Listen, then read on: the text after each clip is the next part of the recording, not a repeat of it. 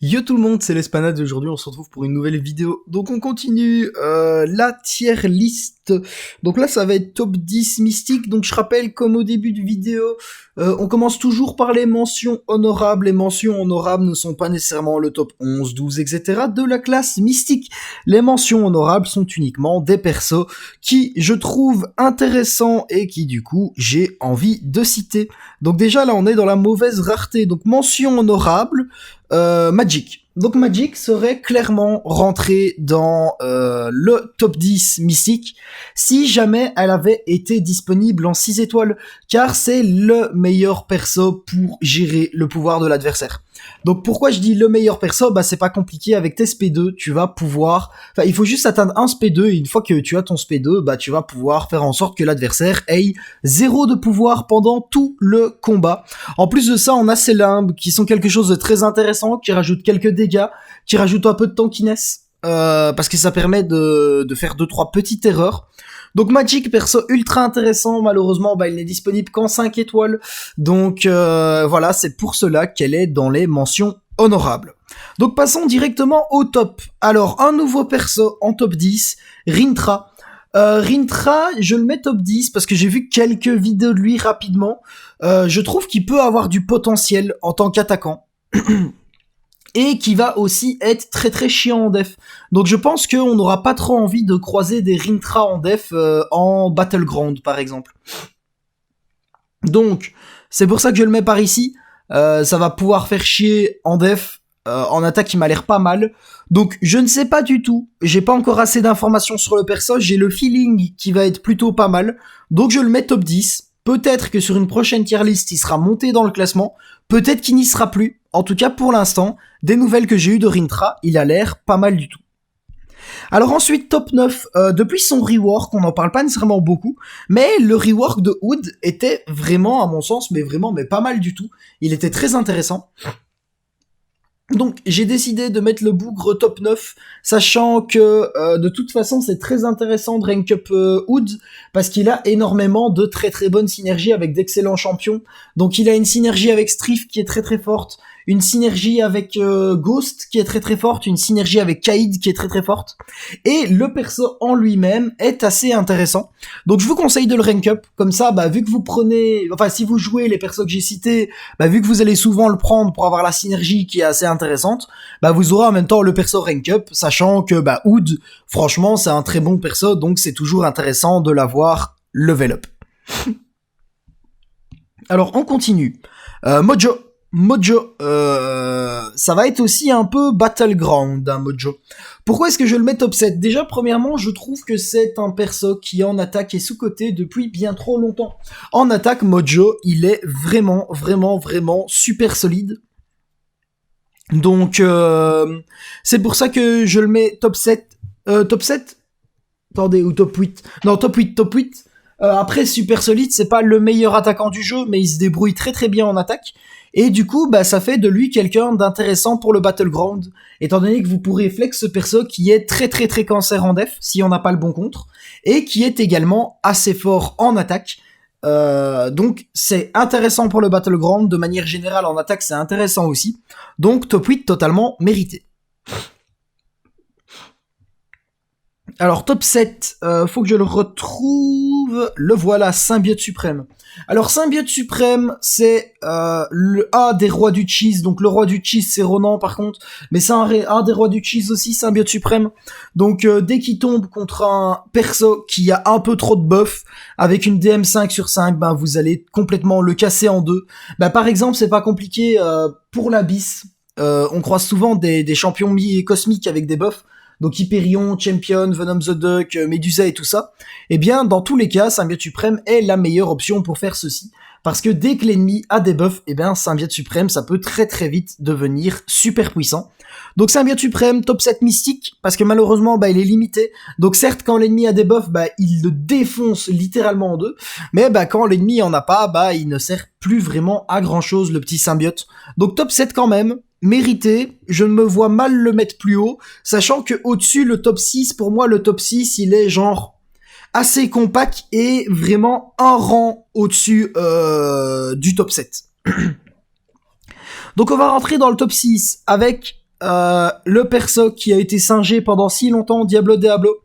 On a beaucoup singé Diablo Diablo avant son rework, mais depuis son rework, il met des dégâts de poison assez insane, avec quelques polyvalences intéressantes, donc c'est sans hésitation que je mets Diablo Diablo top 6 mystique. Malheureusement, je trouve qu'il n'a pas assez de polyvalence, et c'est pour ça qu'il va être top 6, parce que comparé aux autres persos plus haut dans la liste, ceux-ci vont avoir plus de polyvalence et moins de contraintes. Donc, top 5. La nouvelle Scarlet Witch. D'ailleurs, je vois souvent la question pour ceux qui ont le marché d'Isonoir sur est-ce que je dois tirer Scarlet Witch ou est-ce que je prends le cristal 6 étoiles. Conseil, ce champion, il est très très fort. Pour l'instant, la mienne est que rank 1, mais elle montera rank 3. Elle est dans mes prévisions de up. Champion vraiment puissant. Très intéressant, un peu spécial, mais de toute façon les Scarlet Witch ont toujours été un peu spéciales, mais ça vaut vraiment le coup de monter cette SW. Donc top 5, énorme dégâts, très très bonne gestion des buffs adverses. Désolé, je suis pas... je viens de manger et ça se sent, hein, il y a la digestion qui s'active. Mais très bonne gestion des buffs adverses, des dégâts plus que corrects. Scarlet Witch, top 5 mystique. Je trouve que c'est mérité. Alors là, maintenant, il y en a 3 qui, je pense, vous les connaissez, 3 qui vont être dans le classement, mais il y en a une petite tigresse, Tigra, que j'ai décidé de mettre top 4 mystique, et ça va peut-être être un peu la surprise pour vous. Alors attention les gars, Tigra a un gameplay particulier, et à mon sens, c'est un des champions, si pas le champion, le plus dur à jouer du jeu. Donc du coup, je considère que Tigra, jouer au potentiel maximum du personnage, sachant que c'est probablement un des persos les plus durs du jeu, si pas le perso le plus dur du jeu à jouer, qu'elle mérite le top 4 mystique. Donc voilà, je préfère quand même remettre un peu le contexte, et que si on la joue un peu moins bien que son full potentiel, elle reste quand même très très forte. Mais malheureusement, il n'y a pas vraiment de contrainte à son gameplay. Si vous voulez jouer le gameplay, bah vous êtes quasiment obligé de la jouer full potentiel, sinon bah vous perdez tellement de dégâts, ce n'est pas intéressant. Donc top 4, c'est pour ça que je la mets là. Parce que bah voilà, comme dit, bah full potentiel, c'est vraiment un turbo monstre, mais bah c'est pas facile de la jouer full potentiel. Donc voilà, je fais quand même une petite advertising. Tigra, super puissant comme champion. Jouer au maximum de potentiel, c'est un monstre, mais va falloir vraiment l'apprendre parce que ce n'est pas facile à jouer. Et là, ben, on va aller complètement à l'opposé, parce que ce qui est drôle, c'est qu'on passe de Tigra à Sorcière Suprême. Sachant que, à mon sens, le champion le plus facile à jouer du jeu, c'est Sorcière Suprême.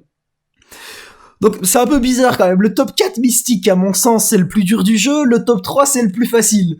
Bon, ouais, il y a une petite couille dans le pâté, mais Sorcière Suprême, elle a un brise-armure. Du coup, pourquoi je la mets top 3 hein? Elle a un brise-armure. Évidemment, je l'évalue aussi jouer potentiel maximum, même si c'est pas compliqué de la jouer potentiel maximum. Brise-armure, très facile à placer. Ralentissement, très facile à placer. Elle a des purges de debuff très faciles à mettre en place également. Elle a un gameplay très passif, donc par contre avec Tigra, bah, si vous êtes un joueur ultra bourrin qui aime juste mettre des gros dégâts et tout le temps bourriner, pas Tigra, Sorcière Suprême plutôt, eh bien ne jouez pas Sorcière Suprême, ce ne sera pas un champion fait pour vous, parce que Sorcière Suprême c'est un champion avec lequel on va jouer assez slow, parce que c'est surtout sa deuxième rune qui va la rendre puissante, donc elle va avoir 3 runes, elle va avoir une rune qui va lui permettre de régénérer tous les dégâts qu'elle prend en garde. Donc à partir du moment où vous avez la SIG 70 sur 200 sur Sorcière Suprême, quand vous serez sous cette rune, eh bien vous ne subirez 0 dégâts dans le blocage. Donc bah, Sorcière Suprême, t'as pas besoin de parade, t'as pas besoin de dex, tu bouffes tout dans le blocage. Tu lances juste des SP majoritairement, parce qu'avec ton gars de pouvoir passif et DM, bah tu lances un SP et t'en relances un. Vraiment pas compliqué à jouer. Après, si vous voulez vous améliorer un peu, intercepter avec un SP, c'est toujours intéressant, mais c'est clairement pas nécessaire non plus. Et voilà, bah ce placement-là, surtout pour sa rune 2, et sa polyvalence intéressante, parce que le fait qu'elle ait slow, brise armure et purge de debuff, mais vraiment très très facilement accessible, eh bien c'est ultra intéressant. Donc top 3 mérité, mais comme dit, bah voilà, c'est pas un champion qui est là pour faire des dégâts. c'est un champion avec lequel, bah, vu que vous prenez 0 dégâts dans le bloc, bah, il sera tout aussi efficace qu'un champion qui fait plein de dégâts, si pas plus, parce que bah, vous serez safe. Vous avez pas besoin de vous mettre en danger avec ce perso. Mais bah voilà. Et on se met pas en danger, mais les gameplays, bah, ils durent un peu plus longtemps. Mais elle mérite complètement sa place en top 3 des mystiques à mon sens. Alors le top 2, assez évident, Black Widow clairvoyante, top 2, le champion, je ne le présente plus. Il y a quand même un truc qui est surpuissant dans son kit, ça va être le fait que elle va placer à des buffs immu-buffs sur l'adversaire, elle ne purge pas les buffs. C'est comme Tigra, hein. Tigra aussi, je ne l'ai pas cité dans son kit, mais elle va avoir une purge de buff, mais spéciale. Et du coup, bah, par exemple, Black Widow clairvoyante, quand elle va lancer son SP2, étant donné qu'elle ne purge pas les buffs de l'adversaire quand elle lance le SP2, mais qu'elle rend l'adversaire immunisé à ses buffs, eh bien, la L8 en GA, que ce soit T1 et T2, qui diminue de 95% les chances des champions mystiques de purger un buff, bah ça ne marche pas sur le SP2 de Black Widow clairvoyante, ce qui fait d'elle une excellente option avec juste une pré-fight Odin pour la L8 T1 et T2 par exemple. Parce que 1 SP2 et le combat est terminé, vous prenez toutes les furies ou tout le gain de pouvoir en fonction du tiers. Mais voilà, Black Widow clairvoyante de façon globale, vraiment excellent perso. De près, mieux en suicide quand même, mais même hors suicide, ça reste un monstre qui détruit tout. Et bah pas grand chose d'autre à dire, son kit est assez basique mais vraiment très efficace, donc voilà, totalement mérité. Et le dernier, bah Doom, hein, ça fait plus de surprise, en fait à partir du moment où on arrive dans le top 2 mystique, à mon sens et au sens de beaucoup de monde, bah de façon globale ça va être top 2 Black Widow clairvoyante et top 1 Doom, et bah je suis d'accord avec cela. Tout simplement parce que c'est vraiment les deux meilleurs persos mystiques qui sont vraiment super forts. Donc Doom, je ne sais même pas si j'ai besoin de vous le présenter. Blocage de fou, résistance critique de fou, dégâts de fou, gestion de pouvoir de fou, gestion de buff de fou. Il peut aussi avoir accès à brise armure avec MF. Voilà, ça s'arrête là. Mais faut considérer que tous ces points de son kit sont tous beaucoup trop forts, vous voyez. Parce qu'on peut avoir des bons dégâts, ou on peut avoir vraiment de super dégâts. On peut avoir une gestion de pouvoir, parce qu'en soi, Black Widow clairvoyante et Sorcière Suprême en ont une gestion de pouvoir aussi. Mais bah la gestion de pouvoir de Doom, honnêtement, je pense que c'est top 6 du jeu que je la mettrais. Parce que bah top 1, Magic sans hésitation. Top 2, Docteur Octopus, bah c'est Magic en un peu moins fort. Enfin, en un peu plus compliqué à mettre en place. Top 3 et 4, bah les deux visions. Top 5, Psylocke. Et après, bah top 6, Doom. La gestion de pouvoir, genre bah vraiment tout ce qu'il fait, genre il fait pas énormément de choses, mais ce qu'il fait, bah il le fait trop bien en fait. Il a vraiment, c'est un tas de stats. Pour ceux qui jouent à League of Legends, bah vous voyez Garen. Bah Doom c'est Garen les gars. C'est un perso qui a pas nécessairement énormément de choses, mais toutes les choses qu'il fait, bah il a des stats tellement de fou dessus que bah il les fait comme un monstre. Donc voilà, bah Doom, top 1 mystique, sans hésitation. J'espère que ce top mystique vous aura plu, les gars. Donc ça va être la fin. Je vais vous souhaiter une bonne journée, une bonne matinée, une bonne soirée. Et on se revoit bientôt pour une prochaine vidéo. Allez, à plus!